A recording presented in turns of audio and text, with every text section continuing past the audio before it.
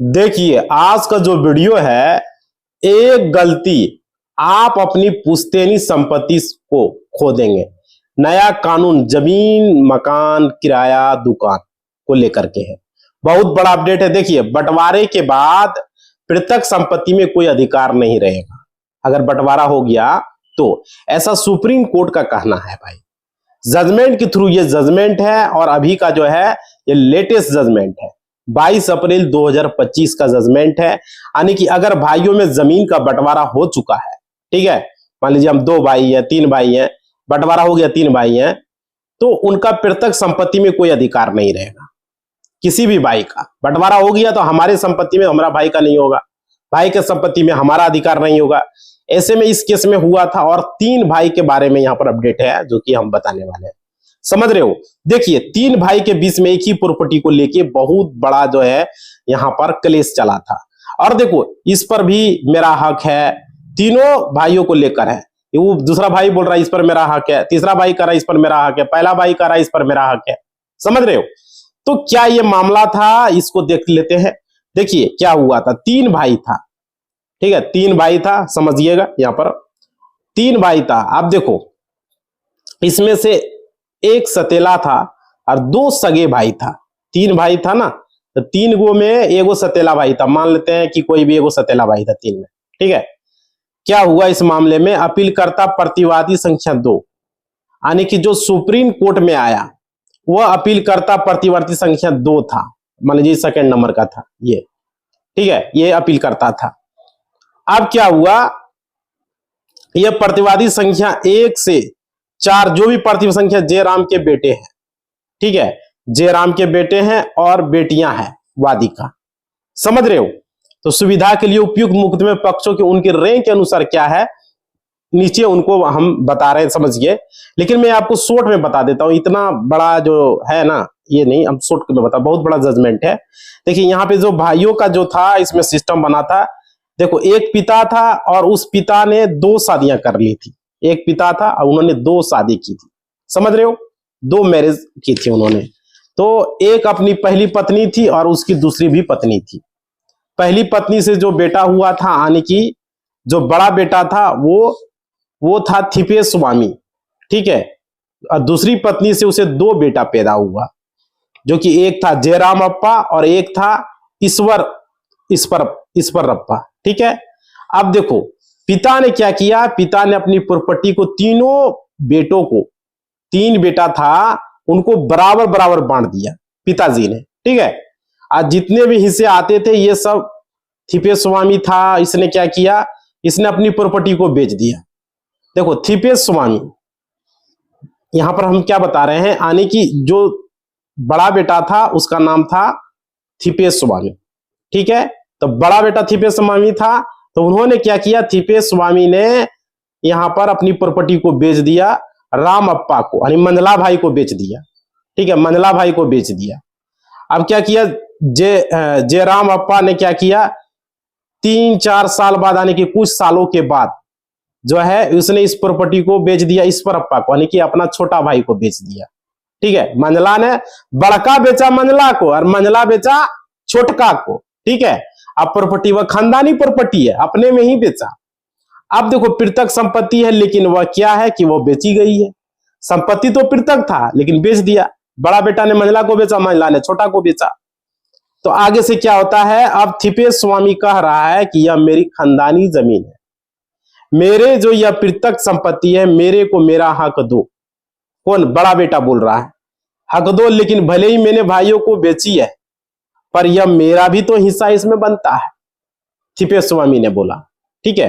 तो अब supreme court इसको बता रहा है किसका हिस्सा बनेगा, किसका हिस्सा नहीं बनेगा, किस जमीन को खानदानी बोलेंगे, किसको खानदानी नहीं बोलेंगे। क्योंकि खानदानी जमीन था, बड़ा भाई ने मंझला को बेचा, मंझला ने छोटका को बेच दिया, और अब फिर बड़का बोल रहा है कि इसमें मेरा हिस्सा होगा, ये होगा, वो होगा। देखो भाई, अब देखो इसमें हुआ क्या, प्रतिवादी संख्या 1 और उसके 2 भाई, यानी कि थिपेश स्वामी और ईश्वरप्पा, ठीक है ना, अपने पिता और चाचा की मृत्यु के बाद, जो कि निसंतान थे, संयुक्त परिवार की संपत्ति को उन्होंने 9/5/1986 को पंजीकृत विभाजन विलय के तहत विभाजित किया था, ठीक है। तीन भाइयों के हिस्से में क्या है कि बंटवारे की जमीन आ गई। इसके बाद प्रतिवादी संख्या 1 ने 16/10/1989 को पंजीकृत विलय के माध्यम से अपने बड़े भाई थिप्पेस्वामी से मुकदमे की संपत्ति खरीदी, ठीक है। और आने की 1986 को बंटवारा हुआ, बड़ा भाई ने बेचा था। अब 1989 यानी कि 3 साल के बाद किसने खरीदी? प्रतिवादी संख्या 1 ने। प्रतिवादी संख्या 1 कौन था? जयराम अप्पा, उन्होंने खरीदा और उसने अपने बड़े भाई से जमीन खरीद ली। अब देखो, प्रतिवादी संख्या 1 ने 11/3/1993 को पंजीकृत विलय के माध्यम से मुकदमे की संपत्ति को प्रतिवादी संख्या 2 को बेच दिया। लो भाई, उन्होंने अपनी उससे जो छोटा था उसको बेच दिया। देखो कैसे किया, मैं दोबारा बताता हूं आपको। देखो, थिप्पेस्वामी, इन तीनों के हिस्से में 1986 में जमीन उसको मिला। थिप्पेस्वामी ने जयराम अप्पा को 1989 में वो जमीन बेच दिया, ठीक है। मंझला भाई को, बड़ा भाई थिप्पेस है और मंझला है जयराम, तो उन्होंने बेच दिया। जयराम ने क्या किया? उसने, जयराम अप्पा ने ईश्वर को बेच दिया, छोटा भाई को, ठीक हो। 1993 के अंदर वो जमीन बेच दिया। यानी कि जमीन तो खानदानी है, ठीक है, और तीनों भाई की ही है जमीन वो, यानी कि अपने खानदान की जमीन है, समझ रहे हो। अब मुकदमा यह है कि भाई अब इस तथ्य से तो वादीगण जो है मुकदमे की संपत्ति का विभाजन अलग अलग कब्जा करने के लिए ट्रायल कोर्ट के समक्ष के तहत मुकदमा दायर किया गया। अब मान लीजिए एक ही जमीन है, अपना हिस्सा वो बेच दिया, उसमें अपना हिस्सा वो बेच दिया, तो उसका हिस्सा वो खत्म हो गया ना। बड़ा भाई ने अपना हिस्सा बेच दिया मंझला को, तो मंझला वही जमीन का हिस्सा मंझला बेच दिया छोटा को। अब उसका अपना जो हिस्सा होगा ऑलरेडी मंझला का तो है ही, ऑलरेडी छोटका का तो है, तो वो खेत बड़ा हो गया, छोटका खरीद लिया तो वह उसका बड़ा हो गया। अब देखिए एक ही खेत है तो उसमें कट काट के हिस्सा होता है ना, आपको पता ही होगा। तो अब देखिए क्या कि उचित सुनवाई के बाद ट्रायल कोर्ट ने क्या किया? निर्णय दिया, डिग्री के माध्यम से मुकदमे को प्रार्थना के अनुसार निपटाया। इसमें कहा गया कि वादीगण राजस्व अधिकारी के माध्यम से मीटर और सीमा द्वारा विभाजन अलग से कब्जे के हकदार है, क्योंकि जमीन जो खरीदी गई थी ना भाई, उसका तो उनको अब अलग से कब्जा मिलेगा। जो खरीद लिया उसको तो अलग से कब्जा मिलेगा ना। अब देखो, इसे चुनौती देते हुए प्रतिवादी संख्या 2 ने, प्रतिवादी संख्या 2 कौन? ईश्वर अप्पा ने नियमित अपील दायर की। प्रथम अपीलीय न्यायालय में जो है उन्होंने मतलब अपना दिमाग लगाया और उन्होंने 2006 के निर्णय के डिग्री के माध्यम से अपील स्वीकार कर लिया गया और ट्रायल कोर्ट द्वारा पारित निर्णय और डिग्री को रद्द कर दिया गया। देखिए, यानी कि जमीन उसने क्या किया? एक भाई को बेच दी, फिर दूसरे भाई को बेच दी, फिर लेकिन जो वादी आया, वादी ने कहा मेरा हक मेरे को निकाल के दो, या तो मेरी पृथक संपत्ति है। ट्रायल कोर्ट ने क्या किया? तीनों भाई को जमीन का बंटवारा करवा दिया, समझ रहे हो, कोर्ट के द्वारा बंटवारा किया गया। अब देखिए क्या हुआ, तो वहां पे प्रतिवादी संख्या का जो 2 था ना, उसने कहा कि मैंने तो जमीन खरीदी है, जिस जमीन का मैं वैल्यू दे चुका हूं वो जमीन का दोबारा जो है क्यों मैं दूं भाई? हम तो ऑलरेडी में जमीन जो है मेरा जो है ऑलरेडी मैं उसका वैल्यू दे चुका हूं, दोबारा पैसा क्यों दूं? तो भाई जो मेरा बड़ा भाई है उसने जमीन तो मैंने खरीदी है बड़ा से, समझ रहे हो। तो फिर आप खरीदने के बाद भी जो है जमीन हमारे तीनों के, बेशक जमीन खरीदे हो लेकिन तीनों के बीच में है, तो अब आप टोटल जमीन हमारे पास में है, उसका विभाजन बराबर बराबर क्यों करें भाई? क्यों करें? कौन बोल रहा है? छोटा भाई, वो तो खरीद लिया ना। अब देखो, तो इसमें क्या किया? अपील लगाई गई और अपील जो है कोर्ट में क्या किया? ट्रायल कोर्ट का मामला रद्द कर दिया गया। मतलब भाई ईश्वर अप्पा का उसे सही कह रहा है, उसने जमीन खरीदी है, ठीक है, छोटा भाई ने जमीन खरीदी है, भले ही वो जमीन खानदानी हो, आपकी ही थोड़ी सी जमीन है, खानदानी जमीन है, भाइयों के बीच में जो है अभी भाइयों के बीच में बराबर हक बन जाएगा। एक भाई ने खानदान की जमीन को क्या किया? खरीद लिया, ठीक है। तो उसमें व्यतीत होकर वादीगण नियमित क्या कहा गया? द्वितीय अपील में चले गए, जिसमें स्वीकार कर लिया गया प्रथम अपील न्यायालय द्वारा पारित निर्णय और डिग्री को हाई कोर्ट ने क्या किया? कैंसिल कर दिया। भाई देखिए, मैं दोबारा आप लोगों को समझाता हूं, समझिए, जिसको मैं समझ में नहीं है इसलिए मैं बता रहा हूं, समझने की कोशिश कीजिए। यह हर दूसरे तीसरे घर में यह घर का कहानी है। आप देखा होगा कि दोबारा से पूरा मुकदमा समझ जाइएगा। देखिए, यहां समझाने की कोशिश कर रहा हूं। उसके पिता ने क्या किया? जो 3 भाई थे उसके पिता ने 2 शादी किया। पहला पत्नी से जो है निकला जो है थियप्पा बड़ा भाई, दूसरी पत्नी से जयराम, तीसरी पत्नी से ईश्वर पैदा हुआ। तीनों मतलब दूसरी पत्नी से तीनों के नाम पर जमीन बराबर बराबर विभाजित कर दिया गया, पिता ने दिया। बांट के दिया। और इसने क्या किया, अपनी जमीन जो है या अपनी जमीन को थियप्पा से खरीदी। कौन? सेकंड भाई जयराम ने। और फिर वो जमीन ईश्वर को बेच दिया, तीसरा को बेच दिया। तो यानी कि ईश्वर के पास भी अब ज्यादा जमीन हो गया, क्योंकि पहले से ईश्वर का हिस्सा था, बराबर बराबर बांटा था ना, तो उसने तो खरीद लिया भाई, तो उसका हिस्सा बढ़ गया। तो सीधी सी बात है। लेकिन जमीन वो खानदानी थी। लेकिन यहां पर जमीन आज भी मान के चलो इतना एरिया था जमीन का, तो जमीन तो आज भी इतनी ही है। जमीन न घटेगी न कभी बढ़ेगी, बस जो इसका हिस्सा है वो इसके हिस्से में आ जाएगा, छोटा भाई के हिस्से में। मतलब पहले जो है अब क्या हो चुका है, अब ये हो गया कि ये बेचने खरीदने के बाद थियप्पा गया कोर्ट में, ठीक है, बोला कि मेरा विभाजन कराओ, मेरा पृथक संपत्ति में अधिकार है। तो कोर्ट ने क्या किया, थियप्पा को अब ये तेरा हिस्सा बन गया है, इस तरह की बातें यहां बोला गया। फिर जो है ईश्वरप्पा ने कहा मैंने जो जमीन खरीदी थी अपील में, तो अपील में उन्होंने बोला, अपील कोर्ट में कहा कि भाई इसने जमीन तो खरीदी थी, फिर जमीन चली जाएगी। अब जो है थियप्पा जो है उसने सेकेंड अपील दायर लगा दी। और सेकेंड अपील में हाई कोर्ट ने क्या किया, पहले वाले जमीन अपील को खारिज कर दिया और कहा थियप्पा का हिस्सा बनता है।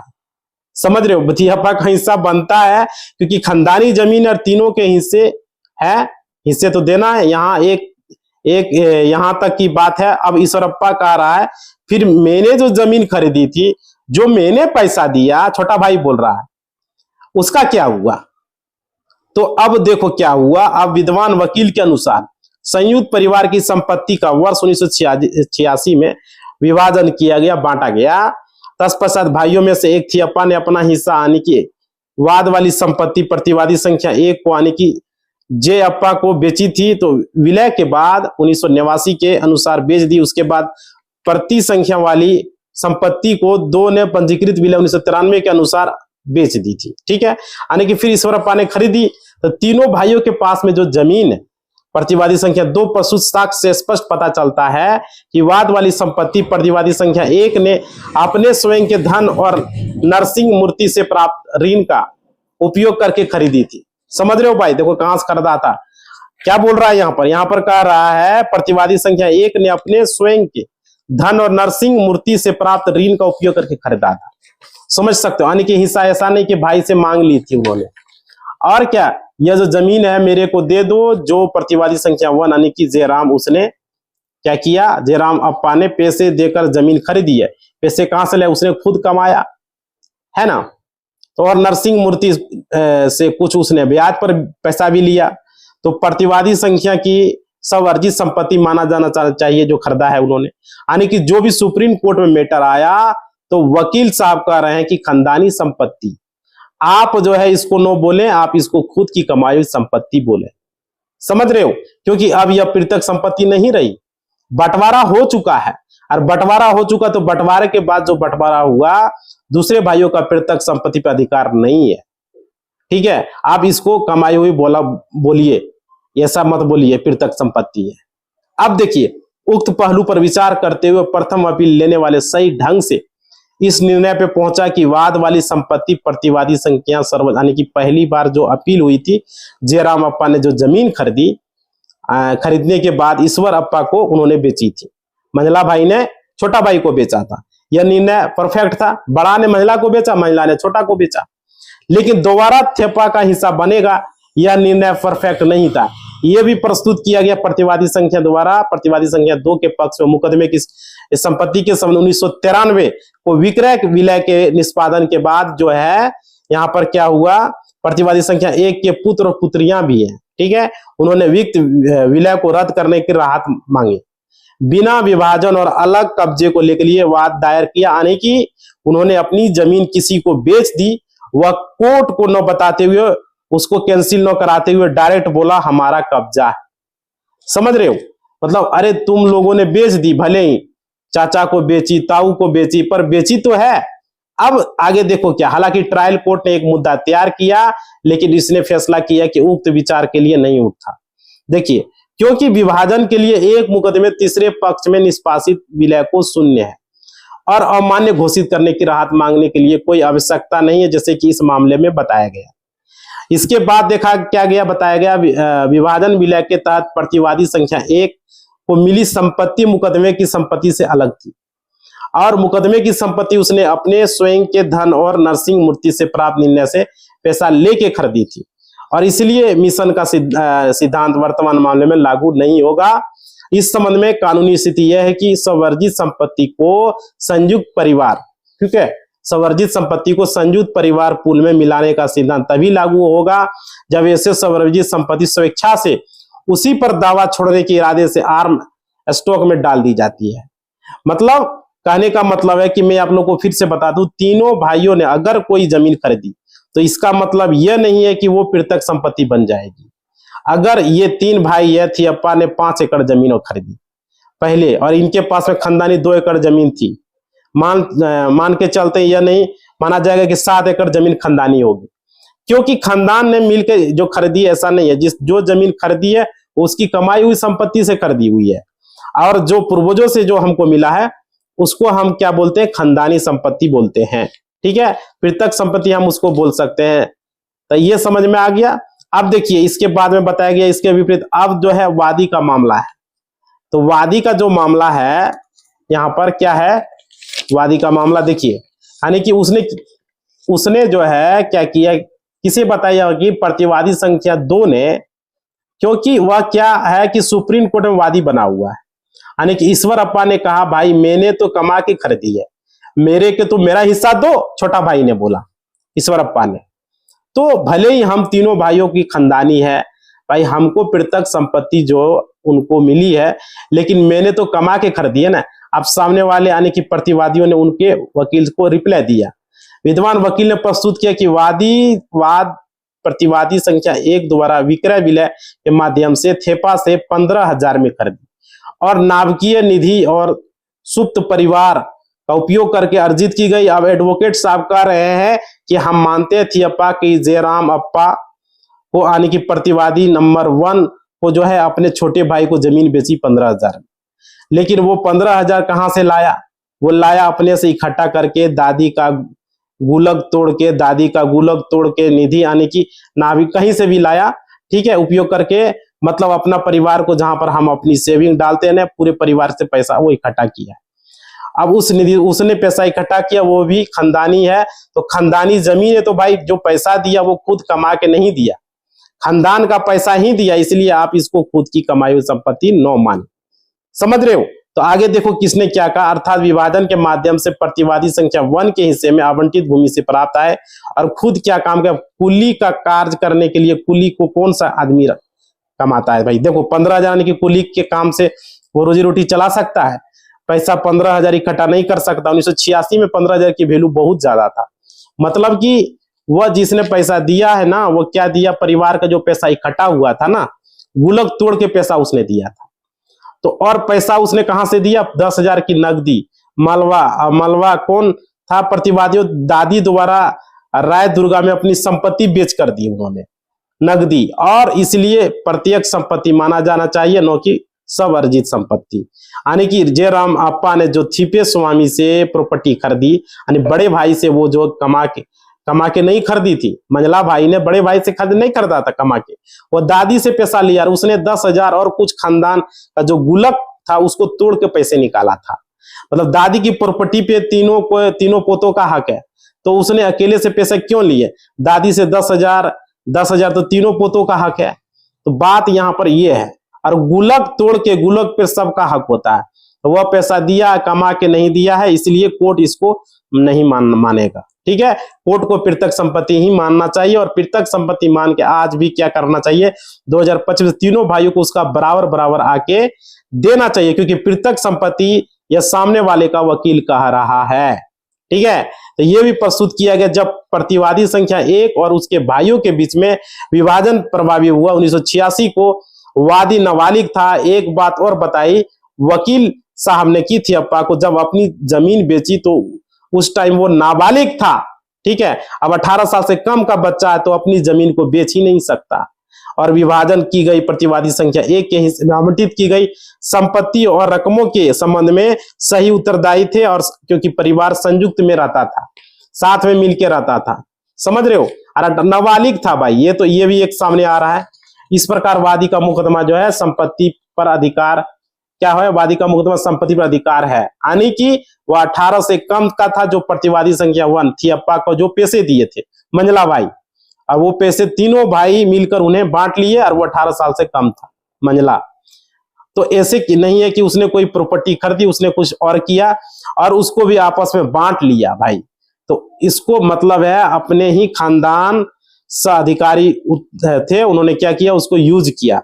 मतलब अभी क्या हुआ, उस संपत्ति पे थेपा का अधिकार है और मुल्ला द्वारा हिंदू कानून का हवाला देते हुए विद्वान वकील ने प्रस्तुत किया कि पृथक संपत्ति जो है का चरित्र बेटों के संबंध में विभाजन के बाद नहीं बदलता है, क्योंकि यह कानून का स्थापित सिद्धांत है कि पृथक संपत्ति के विभाजन पर हिस्सेदारों को जो हिस्सा प्राप्त होता है वो उसके पुरुषों बच्चों के लिए पृथक बना रहता है। यानी कि एक सिद्धांत में यह बताया अगर पृथक संपत्ति का विभाजन जो है भाइयों में होता है तो वो क्या हुआ, वो पृथक संपत्ति बना रहता है और उसमें जन्म से रुचि प्राप्त करते हैं। इसलिए प्रतिवादी संख्या 1 द्वारा अर्जित खरीदी गई मुकदमे की संपत्ति पृथक संपत्ति बने की खुद की कमाई हुई संपत्ति है। ठीक है, यह भी प्रस्तुत किया गया। इस मामले में संयुक्त परिवार की संपत्ति एक बार विभाजन के माध्यम से जो है विभाजित होने के बाद अब वैसी नहीं रहती है, उसे स्वर्जित संपत्ति माना जाता है।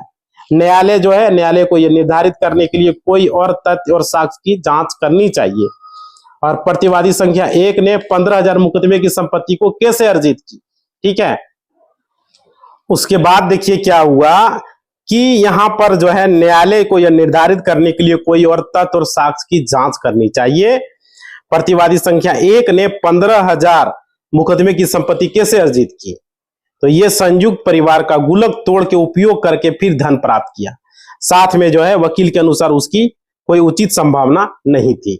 समझ रहे हो, महज 3 साल की अवधि में प्रतिवादी नंबर 1 ने केवल कुली का काम करके या बंटवारे के जरिए उसे आवंटित जमीन पर खेती करके 15,000 की राशि जमा कर सकता था। क्या विवादित संपत्ति हासिल कर सकता था। यानी कि वकील साहब ने कहा कि 3 साल में कुली का काम करके और जमीन पे अपना खेती बाड़ी कर करके वो 15,000 रुपये इकट्ठा कर सकता है। और वो 15,000 उसके पास में कहां से आए, 15,000 उसने खानदान का जो है गुल्लक तोड़ा है और दादी से 10,000 लिया, जो कि ऑलरेडी आप लोग को बता रहे हैं खानदानी है और वो भी एक किस्म की खानदानी संपत्ति है। और यह संपत्ति वो खानदानी नो की एक पृथक संपत्ति है। तो ये चीज आगे आपको बताई गई। और देखिए अब मैं आप लोग को डायरेक्ट बता देता हूं, अब कोर्ट के पास क्या चीज आई। कोर्ट के पास सिर्फ ये क्वेश्चन आया कि यह जमीन खानदानी यानी कि यह पृथक संपत्ति है। फिर क्या हुआ, अपना यह खुद कमाई हुई संपत्ति बस कोर्ट में बताना चाहिए था। अब देखिए यहाँ पे क्या होता है, तथ्यों से स्पष्ट है प्रतिवादी संख्या 1 और उसने 2 भाइयों के बीच प्रत्येक संपत्तियों के संबंध 1986 का एक विभाजन अभिलेख था, जो कि उनके पिता चप्पा की मृत्यु के बाद हुआ। यानी कि उनकी 2 पत्नियां थी और उनके जो है 3 बेटे थे। देखिए यानी कि 2 चीजें मैं आप लोग को बता चुका हूं, सेम वही चीजें यहाँ पे बताई गई है। देखिए अब मैं आप लोग को डायरेक्ट आपको कोर्ट का डिसीजन दिखाता हूं। सुप्रीम कोर्ट ने क्या डिसीजन दिया जमीन के मैटर में, बहुत अच्छी जजमेंट है। और ये अब ऐसे सगे भाइयों के बीच में और एक ही प्रॉपर्टी को देखो तो होता क्या है, कलेश और अपना उस प्रॉपर्टी पे जो हमने खुद कमाई, जैसे कोई फ्लैट ले लिया, कोई जमीन ले लिया, कोई उसके ऊपर किसी ने कब्जा कर लिया, ये हर घर की लड़ाई है भाई। ये जमीन को लेके हर तरह ये मामला चलते रहता है, समझ रहे हो। और देखिए यहाँ पे क्या है, और क्वेश्चन सिर्फ इतना ही है कि तीनों भाइयों को इससे जमीन का बंटवारा हो गया, पृथक संपत्ति। देखो उनका बंटवारा तो हो गया, उसके बाद में जो था एक भाई ने दूसरे को जमीन दे दी, लेकिन उस टाइम पे वो 18 से कम था, ठीक है। और उस जमीन को सबने यूज किया और पैसा उसको मिला, वो भी खानदान के ही पैसा था, तो वो भी संपत्ति पृथक है। या फिर क्या है, खुद कमाई हुई संपत्ति। सिर्फ इसका डिसीजन लेने के लिए क्या सुप्रीम कोर्ट के अंदर आया, तो सुप्रीम कोर्ट ने क्या बताया, देखो डायरेक्ट मैं आप लोग को मुद्दे पे चलता हूं। यह 19 नंबर पॉइंट जरूर आप लोग को नोट करना, जो पढ़ना चाहता हूं मैं डायरेक्ट आपको बताता हूं। देखिए इस जजमेंट का जो आपको निष्कर्ष बता दूंगा ताकि आप लोग को टाइम बच जाए। देखिए और ये सब बताया लगे। देखो प्रॉपर्टी को हम क्या कहेंगे, आज भी उल्लेख किया जाना चाहिए, जो संयुक्त परिवार की संपत्ति से जो प्राप्त आय, जब भी संयुक्त परिवार की संपत्ति बेची जाती है, विक्रय मूल्य का जो मतलब मानिए उपयोग संयुक्त परिवार के भीतर भरण पोषण और शिक्षा के लिए किया जाता है, तो इससे आवश्यकता के रूप में माना जाना चाहिए, क्योंकि ऐसा करना प्रत्येक कर्ता का कर्तव्य है। इसलिए यदि कर्ता ने संपत्ति बेची होती और बच्चों के पालन पोषण के लिए धन का उपयोग किया होता तो यह कानूनी आवश्यकता को पूरा करने के लिए पर्याप्त है। इसके अलावा इस देश में प्रचलित प्रथाएं और परंपराओं के तहत ये पिता ही होता है जो अपने बच्चों की शादी कराता है, इसलिए इस उद्देश्य के लिए खर्च भी आवश्यकता के रूप में माना जाता है। यानी कि खानदानी जमीन जो होती है, कोई भी खानदानी जमीन जो होती है, पिता जो होता है वो अपने बच्चों से बिना पूछे खानदानी जमीन को नहीं बेच सकता है। जो लेकिन कुछ सिचुएशन ऐसी होती है जब पिता अपनी खानदानी जमीन को बेच देता है। तो यहाँ इतना बीमार हो गया, अब उसको बीमारी का इलाज के लिए पैसे चाहिए, ऐसे जजमेंट में नहीं बताया। देखिए एक जजमेंट और भी है सुप्रीम कोर्ट का, उसके अंदर ये चीज बताई गई, कोई भी पिता खानदानी जमीन को तब बेच सकता है जब उसके अपने बच्चे की शादी करनी हो, या कोई पिता अपनी खानदानी जमीन को तब बेच सकता है जब उसके ऊपर हद से ज्यादा कर्जा हो, ठीक है, या तो कर्जा उस बीमारी का इलाज के लिए या उसके बच्चों बेटी की शादी के लिए, जिम्मा उसके उत्तराधिकारी का जमीन के लिए। ये तो वो उठा के भाई जैसे बच्चे हैं या उसके बच्चे इसका इलाज करवा रहे हैं, बच्चे को लालन पालन कर रहे हैं। अदरवाइज पिता क्या कर सकता, अपनी खानदानी जमीन को बेच सकता अपने बिना अपने बच्चों से पूछे, ठीक है। अगर ऐसा कारण नहीं है तो गुलछर्रे उड़ाने के लिए कोई भी पिता खानदानी जमीन नहीं बेच सकता। ये खानदानी जमीन में जिक्र कर रहा हूं कि कमाई हुई जमीन। तो अब भाई गुलछर्रे उड़ाओ, प्रॉब्लम अब बताओ, प्रॉब्लम यहाँ क्या, प्रतिवादी संख्या 1 द्वारा अपने भाई थियप्पा से खरीदी गई संपत्ति उच्च न्यायालय ने यह पता लगाने की बजाय संपत्ति कैसे अर्जित की गई, तो उसने प्रतिवादी संख्या 1 द्वारा वसीयत के तहत प्राप्त संपत्ति के बारे में दूसरे से अपील गलत तरीके से की है और खोज की गई, जिसका विवरण विभाजन विलय के विवरण में पाया गया। उच्च न्यायालय भी ध्यान देने में विफल रहा कि विभाजन 1986 में हुआ था। समझ रहे हो भाई। तो यहाँ पर देखो पिता कब बेच सकता, वो भी चीजें आप लोग को हमने बताया। और देखिए यहाँ पे क्या है, जबकि मुकदमा वाली संपत्ति 1989 में खरीदी गई थी, यानी कि 3 साल के बाद में हमारे विचार में इस विचलन ने न्यायालय की विफलता में और योगदान दिया है। और इसके अलावा उच्च न्यायालय को प्रतिवादी संख्या 1 के खिलाफ वादी दायर द्वारा किए गए अप्रमाणित परिस्थितियों पर भरोसा नहीं करना चाहिए था, जिसमें आरोप लगाया गया था उसने एक अन्य संपत्ति को अलग कर दिया, ठीक है, और यह मानने के लिए मुकदमे वाली संपत्ति भी समान परिस्थिति में बेची गई, ठीक है। वास्तव में उक्त बिक्री को वादी द्वारा चुनौती नहीं दी गई, ठीक है।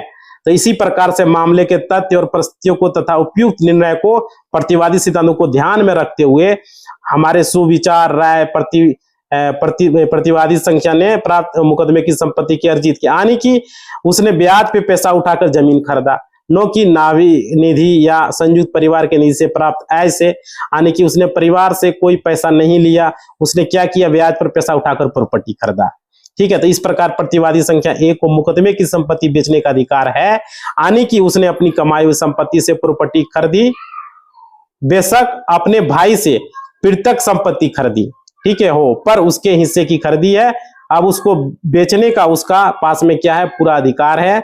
तदनुसार प्रतिवादी संख्या 2 के पक्ष में उसके द्वारा निष्पादित बिक्री विलय पूरी तरीके से वैध है। इसके अलावा रिकॉर्ड में मौजूद साक्ष्य भी प्रदर्शित करते हैं और मुकदमे संपत्ति की बिक्री का उद्देश्य परिवार को लाभ के लिए, इसलिए हम इस पहलू पर उच्च न्यायालय के निष्कर्षों से क्या है, असहमत है। और इस प्रॉपर्टी को क्या बता दिया, यह प्रॉपर्टी जो भी होगी, उसके बाद क्या हुआ, देखिए यहाँ पर क्या बताया कि उच्च न्यायालय के निष्कर्ष से क्या था, वो असहमत है। और इस प्रॉपर्टी को क्या बता दिया, प्रॉपर्टी जो होगी वह स्वअर्जित प्रॉपर्टी होगी और जिसको जो कि स्वअर्जित प्रॉपर्टी माना जाएगा। अब देखिए यहाँ पे बता दिया कि हम लोग जो है रिकॉर्ड पे मौजूद सबूतों से संतुष्ट हैं कि मुकदमे की संपत्ति एक स्वअर्जित संपत्ति है, इसको खुद कमाई हुई संपत्ति माना जाएगा। यानी कि अब क्या यह केस कहता है, देखो एक पिता ने 2 शादियां की, पहले पत्नी से बड़ा बेटा थियप्पा स्वामी, दूसरी पत्नी से 2 बेटे जयराम और ईश्वरप्पा, ठीक है। तीनों के नाम पर बराबर बराबर अपनी पृथक संपत्ति का विभाजन हो गया और थियप्पा स्वामी ने उसने अपना हिस्सा क्या किया, जयराम को मंझला भाई को बेच दिया। जयराम ने क्या किया, 3 साल के बाद उसको पैसों की जरूरत पड़ी, क्योंकि उसको शायद अपना घर चलाना था, ठीक है, शायद अपना ब्याज चुकाना था। तो भाई उसने अपना घर चलाने के लिए बहुत सारे लोग, जैसे उसके पास पैसे की कमी हुई तो शादी करने के लिए फ्लैट उसने बेच दिया, ठीक है, जमीन बेच देता इसलिए छोटा भाई को, इसलिए ऐसा किया, उस जमीन को अपने भाई को ही बेच दिया। अब थियापा स्वामी कह रहा है कि भाई उस जमीन पर मेरा भी हक है, क्योंकि यह अब हमारी प्रत्यक्ष संपत्ति है, जैसे ही मैंने आपको यहाँ पर बताया। लेकिन ये लोग कह रहे हैं कि भाई तूने तो हमको बेचा है, पैसे में बेचा, या फिर थेपे ने कहा कि तुम पैसे कहां से लाए हो। बड़ा भाई पूछ रहा है मंझला से, छोटा से, कि तुम कहां से पैसे लाए। तो देखो 3 साल कुली का काम करके 15,000 कहां से लेके आ सकते हो तुम। उस समय 15,000 बहुत मायने था। और देखो अगर तुमने दादी का गुलक तोड़ के हमको पैसे दिए हो तो वो तो उस पे मेरा भी हक है। अब वो थिपे स्वामी का कहना है कि वो जो है पैसा तुमने मेरे को दिया था, वो खुद का कमा के नहीं लाया था। समझ रहे हो। अब देखिए यहाँ पे बात, तो अब तूने अपने खानदान का ही पैसा मेरे को दिया है, इसलिए जमीन पर मेरा हक है। अब प्रतिवादी संख्या 1 जो था जयराम अप्पा, उसने साबित कर दिया कि भाई मैंने ब्याज पे पैसा उठाया था, मंजरा भाई ब्याज पे पैसा उठाया था, तो ब्याज पे पैसा उठा के मैंने जमीन खरीदी है। और सुप्रीम कोर्ट ने कह दिया जयराम को जो जमीन खरीदी उसकी खुद की कमाई हुई संपत्ति है। और जैसा कि आपको मैं बता चुका हूं, अपनी कमाई हुई संपत्ति कोई किसी को बेच सकता, तो जयराम ने छोटा को बेच दिया, अपने सगे भाई को बेच दिया, तो ये दोबारा इसको बेच सकता है, तो थिपे स्वामी को भी किसी को भी बेच सकता है। यानी खानदानी जमीन किस सिचुएशन में आदमी बेच सकता है, जब जिसके नाम पर प्रॉपर्टी या खुद बहुत ज्यादा बीमार है, वो कर्जे में हो, या उसको अपने बच्ची की शादी करनी है, या पढ़ाई करनी है, या बीमारी का इलाज करवाना है, तो उसको अपने परिवार पालन पोषण करना, मतलब कि बंदे मजबूरी में हो ना, खानदानी जमीन उसको उत्तराधिकार होता है। तो जमीन के आने की अपने बेटा बेटी से बिना पूछे बंदा बेच सकता है, अदरवाइज अपने बेटा बेटी से बिना पूछे वो जमीन नहीं बेच सकता। कुछ सिचुएशन रहेगा तो ही बेच सकता है, यानी कि गुलछरे उड़ाने के लिए जैसे बहुत सारे लोग होते हैं। लेकिन खुद की कमाई हुई जो है बंदा कभी भी बेचे भाई, चाहे वो उसकी मजबूरी हो या कभी भी वो बेचे, खुद की कमाई हुई संपत्ति वो कभी भी बेच सकता है। जैसे हमने कोई जमीन खरीदा उसको हम कभी भी बेच सकते हैं, यहाँ पे ये बताया गया। और एक बार आप लोग को जमीन का बंटवारा हो चुका है तो उसके बाद में आपका अपनी प्रत्यक्ष संपत्ति पे अधिकार नहीं रहता है, समझ लीजिए। और ठीक है, और बंटवारा हो चुका, बंटवारे के बाद आपने जो बेची है, अब आपको जो है प्रत्यक्ष संपत्ति नहीं बोल सकते हो, अपने जो है उसको विभाजन कर लिया, बंटवारा हो गया, उसे दोबारा से यूज नहीं होगा। समझ में आ गया बात।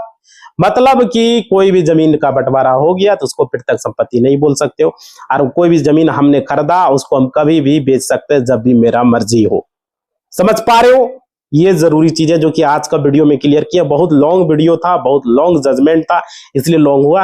आप लोग सारे लोग क्या करेंगे, चैनल को अब तक सब्सक्राइब नहीं किया सब्सक्राइब कर लोगे, वीडियो को लाइक नहीं किया लाइक कर दोगे, जरूर लाइक करोगे भाई, ताकि मोटिवेशनल मिलेगा। और घंटी को बजा के ऑल के निशान पर क्लिक करो, और कमेंट में बताओगे वीडियो कैसा लगा, जरूर कमेंट में बताओगे।